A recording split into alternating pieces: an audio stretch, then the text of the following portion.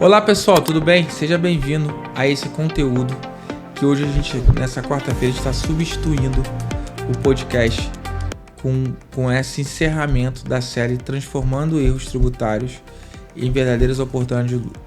Então, antes de a gente começar, curta o canal, compartilhe, comente aqui. Então, a gente vai fazer um conteúdo diferente. A gente pausou um pouco o podcast para a gente encerrar as séries e ter E a gente até parou de lançar a série esse mês para a gente justamente criar esses dois conteúdos. A gente lançou uma semana passada com o Denis, falando sobre o Pilares Financeiro, e hoje a gente vai falar sobre tributário, sobre a primeira série que a gente fez. Então vamos lá. Antes, curta, compartilhe e tal. Eu vou deixar aqui meu celular direto que você fala comigo, meu contato por e-mail, que é bruno.fonseca@sbfcontabilidade.com.br. Se você quiser falar alguma coisa comigo, você pode acessar lá e tiver dúvida. Ou então, comente aqui no chat as suas dúvidas. Ok? Então vamos lá. Bom, esse conteúdo de hoje, o Gabriel está nos ajudando aqui como sombra para tirar algumas coisas. E a gente vai dar uma passada em relação aos conteúdos. Vai ser um conteúdo basicamente de 30 a 40 minutos aqui, como se fosse uma mentoria, né? Assim, como se fosse uma mentoria, um podcast. Mas a gente vai trazer um pouco à luz hoje sobre o que a gente falou sobre a série. Então, recapitulando, a gente fez uma série de 4 episódios, sendo primeiro de conceitos, segundo sobre o Simples Nacional, lucro presumido e lucro real, e no final a aplicação na prática nos segmentos. Então, se você quiser, tá aqui os links na descrição para você acessar cada conteúdo. A gente aqui na série não vamos falar de coisa técnica, porque no conteúdo a gente já teve aproximadamente 30 minutos por conteúdo separado para falar das partes técnicas, de alíquotas, isso tudo. Hoje a gente vai bater um papo aqui das situações, de tudo como funciona, ok? Então vamos lá. Bom, na parte tributária, eu fui criando os tópicos aqui, e só para a gente recapitular, a gente precisa entender muito bem qual é a estratégia do cliente para a gente definir o melhor enquadramento da atividade. E também para vocês entenderem como funciona o regime de tributação. Então, no próximo conteúdo, a gente vai fazer mentorias específicas por segmentação. A gente vai começar por operadora de saúde, pela área de saúde como um todo. Então, médico, psicólogo, fisioterapeuta, clínicas, tudo está incluído aí. E a gente vai fazer o de escola, tá? Que de escola também, de educação, também tem diversas oportunidades. A gente aqui tem várias especialidades dentro do nosso escritório, mas nesse primeiro momento a gente vai destacar esses dois. Depois a gente vai falando esse conteúdo gradativamente. Mas hoje aqui ainda vou trazer isso de uma forma geral, tá? De bate-papo, essas coisas todas. Então, só para a gente recapitular, a gente tem a estratégia do cliente como prioritário, a gente entender como prioritário em qualquer decisão, qualquer planejamento tributário, a gente tem que entender como é que é a estratégia da atividade. E aqui eu vou trazer algumas coisas que eu já falei com o Gabriel, ele não sabia, para você ver como talvez a questão tributária muda a estratégia do cliente de atuação. Por exemplo, você sabe por que o condicionador, o 2 em 1, né? Ele é 70% condicionador e 30% shampoo? Aliás, isso eu não sabia. 70% shampoo e 30% condicionador. Agora eu vou dar uma olhada firme nos meus shampoos e condicionador, que eu não estava sabendo disso. Ele tem mais shampoo do que condicionador, porque ele tem uma redução tributária. Colônia também tem uma tributação reduzida.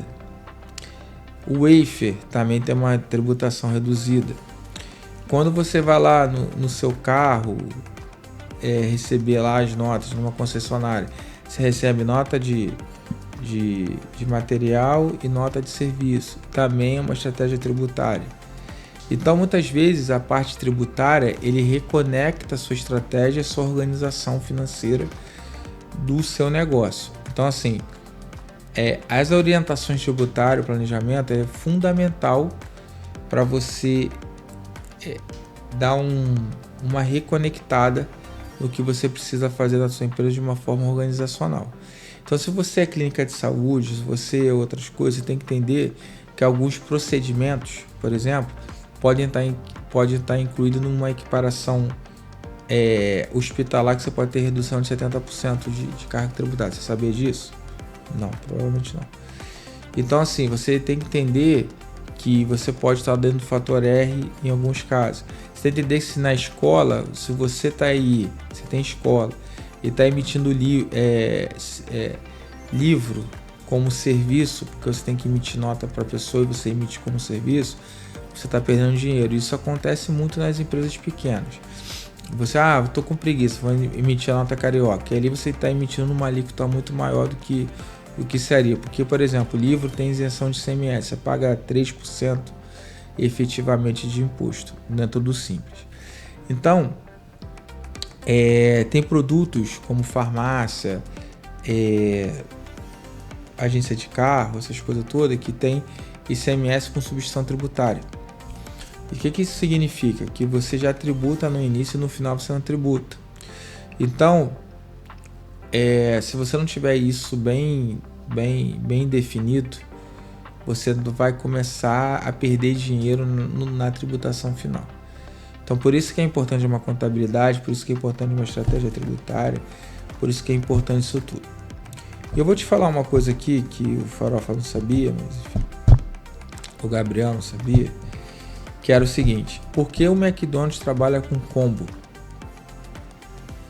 Porque você chegar lá e o sanduíche é mais caro do que o refrigerante. Porque o combo seria mais barato do que comprar separado, né? Nunca pensei nisso, não. Então, porque ele vende o combo mais caro porque o refrigerante vai ter substituição tributária e ele consegue não tributar e ter uma tributação mais barata porque ele coloca lá que o refrigerante é mais caro que o sanduíche. Caramba. Se você for ver lá vê que o refrigerante é mais caro que o sanduíche. Uhum. Então, a tua estratégia de combo ela é muito funcional porque você faz o mix ali. Eu tenho um combo aqui que é R$100, você faz um mix em que você aproveita o que você tem ganho tributário por substituição, por menor, coloca ele, por exemplo, na escola o livro, por exemplo, se você não cobrar a matrícula e cobrar o livro, você tem um ganho tributário absurdo. Então, se você chegar e falar assim, o livro é R$4.000, mas eu não te cobro matrícula, você está ganhando quase a metade ali tributariamente que você teria que ganhar. Então, são estratégias que você tem que se alinhar com a parte tributária, entendeu? Então, é isso que você precisa definir. E a gente tem o Simples Nacional, lucro presumido e lucro real. Então, hoje aqui a gente só vai falar quando vale mais a pena estar no Simples, lucro presumido e lucro real, ok? Gabriel, Simples, quando você acha que vale mais a pena estar no Simples? Olha, acredito que quando o faturamento tiver menor que 200 mil, acho que o Simples já se encaixa, certo? Você tá aprendendo, né? Tô aprendendo. Sim, na verdade é o seguinte, o Simples ele é muito condicionado à questão da mão de obra, porque no Simples, exceto no anexo 4, que é de construção civil, você tributa os outros 4 anexos, você não tributa INSS patronal, você já tributa no faturamento. Então isso quer dizer, se você tiver um funcionário de 10 mil, você não paga 2.800 de encargo de INSS patronal. Então isso faz muita diferença para muitas empresas em estar no Simples Nacional. Às vezes a alíquota de faturamento seria menor no lucro real ou no presumido, mas ela tem que estar no Simples devido à questão da folha. E aí a gente vai falar para o lucro presumido. O lucro presumido, cara, é um dos mais tranquilos de fazer. Só que ali ele separa um pouco, né? Porque no Simples você recolhe tudo num lugar só, no lucro presumido você recolhe os impostos diferentes. PIS e COFINS é numa guia, IR, contribuição social, é noutra, enfim, ISS é outro. Então é um pouco assim, mas ele trabalha um pouco na sua cabeça como um simples melhorado, tá? Simples por quê? Porque também tributa pelo faturamento, mas ele trabalha com uma alíquota efetiva. Então assim, no presumindo você vai trabalhar aqui no Rio com um ISS de 5% na parte do ISS, com uma alíquota efetiva na parte de serviço de, sei lá, 18%, 18% no máximo, entre 16 e 18%, dependendo do adicional. Mas não vai passar muito disso. Então, para o empresário, às vezes, que ter visibilidade, o presumido é uma ótima escolha. E o lucro real? O lucro real a gente já falou nos vídeos, que é um conteúdo, é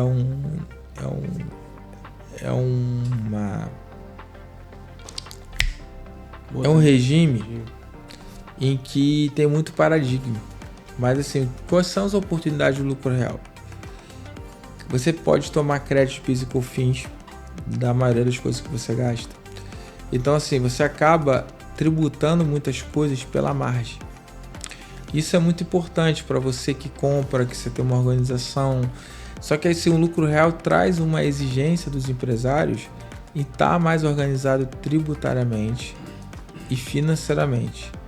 Tá? Por quê? Porque tem despesa que você vai poder compensar, tem despesa que não, mas ela tributa o IR, contribuição social, pelo lucro de fato, e PIS e COFINS pelo faturamento. Então vamos lá. Dito isso, que eu nem queria entrar muito nesses temas técnicos, senão a gente não sai disso, eu queria linkar então oportunidades para você, tá? Que é o nome da série. Então vamos lá. Qual é a primeira oportunidade que a gente falou aqui de várias situações? A gente tem muita oportunidade na área de saúde, tá? Porque tem muitos escritórios de contabilidade, ou empresários que não sabem do fator R, tá?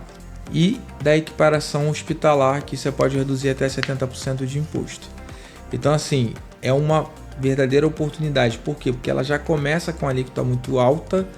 E aí que é o trabalho da gente gerar valor para o cliente, de tentar enquadrar ele numa alíquota um pouco inferior. Então assim, aí a gente estuda, aí é uma coisa bem legal em relação a isso. Escola, que a gente tem a gente vai desenvolver temas depois de mentorias por segmento. Isso vai ser muito legal, tá? A gente está trazendo essa novidade no mês que vem. E aí o que acontece? Dentro da escola, a gente tem essa questão dos livros. O livro, ele não tributa ICMS. Então, você tem uma drástica redução de tributária.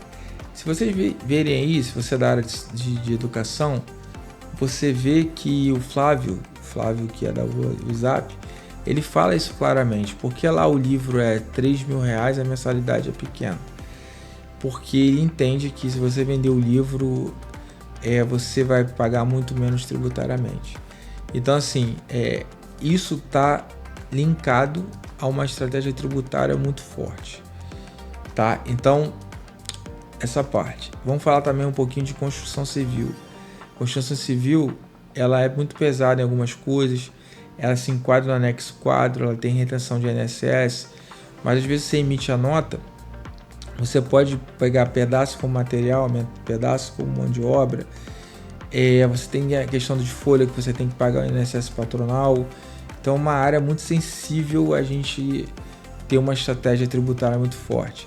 A área de tecnologia é uma área que está surgindo muito, muito forte. Então assim, tem muitas empresas que, por exemplo, eu contabilizei e ela surgiu como uma empresa de tecnologia.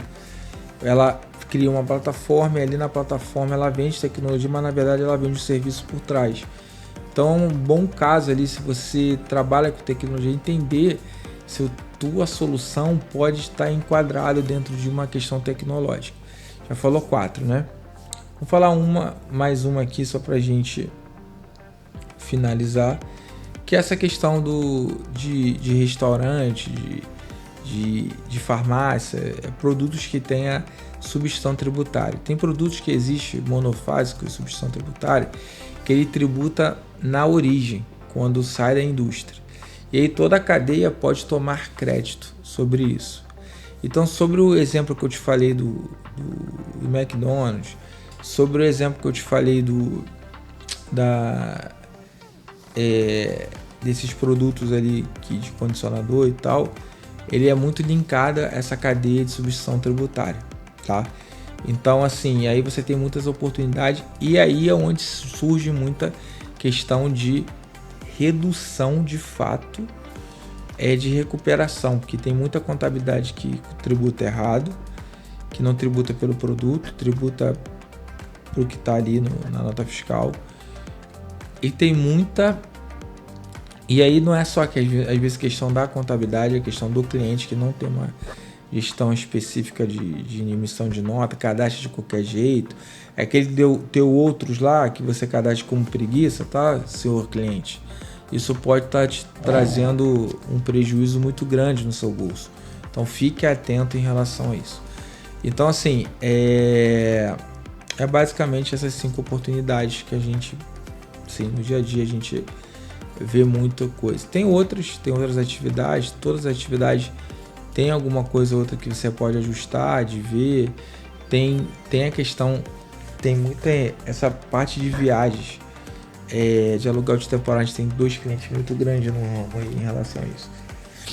É uma coisa que está se revolucionando, vai ter que se reestudar em relação a isso, por causa de Airbnb, hotéis. Então, assim, são 6 áreas assim que você precisa muito de uma estratégia ali tributária. E aí vamos só ir para o final do que vocês gostam muito de falar, de entender, de perguntar, de abrir 2 empresas ao mesmo tempo, pegar uma empresa e colocar a mão de obra e colocar outra para fazer e tal. Como é que funciona isso? A gente já falou isso nos conteúdos. Enfim, qual é a nossa posição aqui como SBF Contabilidade, como Bruno, como estudo, como consultor? Você consegue sim dividir a empresa em 2, 3, 4, 5 empresas, mas a gente entende que isso é por atividade. Então, quando a gente entra no cliente, ele tem essa ideia, a gente tenta pescar do cliente, tá, beleza, você é uma empresa de tecnologia, mas você desenvolve e você dá suporte, não dá? Daí eu faço consultoria. Então, isso aí você pode abrir 3 empresas diferentes, dependendo, sem problema nenhum. Ah, mas você não quer ter ganho tributário, mas uma vai ser consultoria, a outra vai ser de desenvolvimento e a outra vai ser de suporte. Então, você tem que tentar entender o substrato econômico que isso que você precisa ter para atender isso, né? Então, isso é muito fundamental para você que está aí nos escutando, você entender que isso não pode ser feito de qualquer jeito. Ah, Bruno, mas eu tenho a operação, vou migrar para o lucro real e vou ter uma empresa de mão de obra. Beleza. Só que quando você faz isso, você não pode ter a gestão no mesmo lugar. Você tem que ter uma empresa de vendência, tem que ter um contrato, tem que tentar botar essa empresa em outros lugares, porque senão pode te dar problema, tá? Então, mas eu vou assumir o risco, vou fazer, beleza. Vai dar problema? Ah, vou botar outro sócio, vai dar problema? Provavelmente, não sei, não posso te afirmar, mas não é a maneira 100% correta de fazer, tá? Então, o certo é você separar a sua atividade, colocar em um lugar diferente, fazer isso de uma forma bem tranquila. Dito isso, se você conseguir adequar isso tudo, a transferência de margem é uma grande oportunidade de ganho tributário. Então, assim, a gente falou isso um pouquinho no outro, mas não trouxe clareza. Então, entenda uma coisa, se você está no lucro real, toda a despesa que você tem, você abate 34% de imposto. Tá? No final é isso. Então, se você tem 100 mil de lucro, você iria tributar 34 mil reais. Beleza? Então, faz uma conta básica aí. Se você tiver uma despesa de 100 mil reais, quanto é que você vai pagar no lucro real? 0. Se essa empresa está no lucro presumido, ou no lucro presumido que tribute 18%, ou então no simples que tribute 10%, Vamos botar o pior cenário 18, você tem um ganho tributário aí de 12% no final. Então, se você emite uma nota de 100 mil, você vai pagar 18 mil na outra ponta e economiza 34 na do lucro real. Então, assim, você botou 12 mil no seu bolso, tá? Se você dividir o faturamento, aqui é de consultoria, aqui eu sei lá o que, e aqui você, na lucro real, você carregar os custos maiores de uma forma organizacional, tipo aluguel, coisa que toma crédito, PIS e COFINS e tal, essas coisas todas, você vai trazer o custo para cá, você vai diminuir a margem no lucro real e vai transferir a margem para o lucro presumido e simples. Vocês entendem que é por isso que é o nome de transferência de margem? Porque você vai transferir a margem de uma empresa para outra empresa. Então, na outra empresa você vai tirar dividendos e tal, você vai ter o lucro de fato. E na outra você vai ter mais despesa possível. Então, assim que funciona. Mas isso tem que ser feito, escute, com substrato econômico, com consultor tributário e muitas vezes com a parte jurídica também, para dar validação. Porque eu sempre falo, um bom contador com um bom advogado, a gente pode salvar o mundo. Então a gente tem vários parceiros aqui e tal, que a gente tem essa sinergia muito grande. E é muito importante isso entre advogado e tal, porque você amarra os dois lados. Tem situação jurídica de amarrar, que o advogado vai amarrar melhor contratualmente. Tem questão tributária que a gente vai se alinhar. Então fica a dica sobre esses temas. Então aqui a gente deu uma pincelada sobre o simples, sobre o presumido, as atividades e principalmente sobre a transferência de margem. Eu acho que não ficou nada para trás não. Eu só queria falar um pouquinho por último. Tem alguma dúvida aí, Gabrielzinho? Por enquanto não, todas as dúvidas sobre estratégia foram sanadas. Hoje foi um episódio bem legal, completo, trouxe bastante luz. Tá resumido, gostei porque você foi direto ao ponto. Foi direto ao ponto, porque vocês também têm conteúdo aí para estudar, né? Então vamos lá, impacto da folha de pagamento no regime tributário. Isso é um bom ponto que eu não sei se eu desenvolvi muito. A folha de pagamento é o grande ofensor de análise tributária de muitas empresas, tá?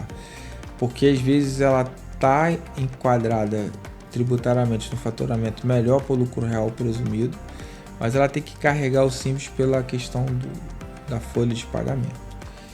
E aí é uma escolha bem complexa, porque a parte tributária ela não te favorece em certas coisas. Por exemplo, se você está no lucro real, você contrata desenvolvedor numa empresa de TI, como CLT, você toma 0 de crédito. Se você contrata ele como PJ, você toma 44%, não, 44% não, você toma 10% de crédito PIS e COFINS. Então, assim, é um baita de economia. Então, assim, por isso que em alguns segmentos em que o faturamento já é alto e tal, a folha de pagamento, eles tendem a terceirizar a CPJ. A pejotização tem problema trabalhista? Tem. Mas numa empresa de lucro real e presumido, às vezes vale a pena você arriscar e organizar isso direitinho, porque você economiza 28% e ainda toma crédito. Então no final de tudo, você economiza 38% você pejotizando o cara.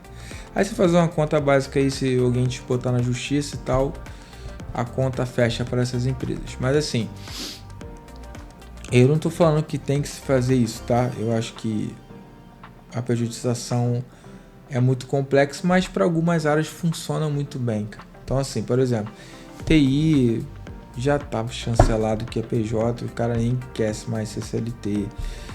Numa clínica estética, as terapeutas lá, as pessoas que atendem lá e tal, já numa clínica psicológica, uma clínica ali de atendimento psicológico, enfim, alguma coisa de terapeutas e tal, já funciona no cenário mais de prestação de serviços, está ali 2-3 dias, então já funciona melhor essa questão da pejotização. Aí assim, só por último eu vou falar um pouquinho do que está por vir na reforma tributária. A gente está estudando, tá tentando desenvolver isso. A reforma tributária ela vai mudar um pouco o cenário de tributação das empresas de toda forma, assim. As empresas precisam se preparar, mano. As empresas não conseguem nem se preparar para o mês seguinte, tá mais daqui a 2033. Então as coisas têm que ser gradativas. Mas assim, o que você precisa entender hoje? Que todos esses impostos aí, tirando de folha, tá? Esses 6 impostos vão virar 2, com um adicional, tá? De algumas coisas ali, mas vão virar 2. Só que você vai começar a poder, eles vão criar um split de pagamento, então a sonegação vai ficar quase impossível de ser feita, né? Porque assim, você tem que você vai ter que pagar por esse meio e receber por esse meio, já vai reter o imposto, então vai ficar muito difícil a sonegação. E tem um ponto, tudo vai começar a ter crédito de PIS e COFINS. Aliás, crédito do CBS e do IBS. E o que isso vai impactar nas empresas? Bom, isso vai impactar o seguinte: se você é B2B, né, que você presta serviço para a própria empresa,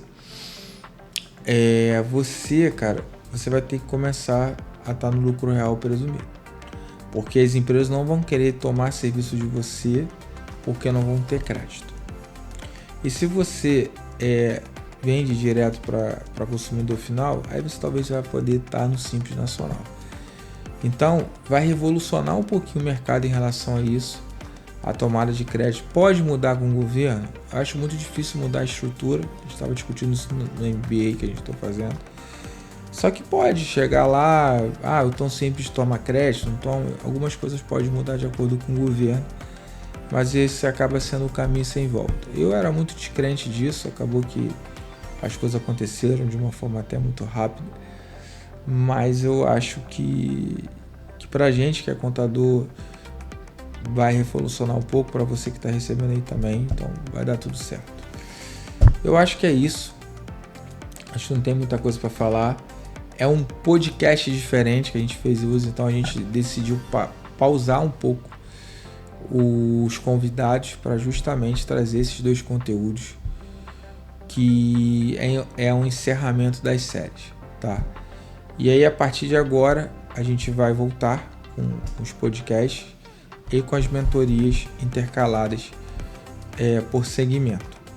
Então a gente vai falar sobre, eu decidi aqui quase 10 segmentos já em ordem, não sei de cabeça, mas a gente vai falar sobre operador de saúde, sobre escola, tecnologia, e aí a gente vai fazer uma pegada de mentoria, tá? Direitinho, e voltando a trazer os nossos clientes, que é o nosso carro-chefe, e a gente está trazendo conteúdo muito legal. Então assim, a gente fez um podcast com o Mário, que foi muito impactante para mim, que foi sobre isso.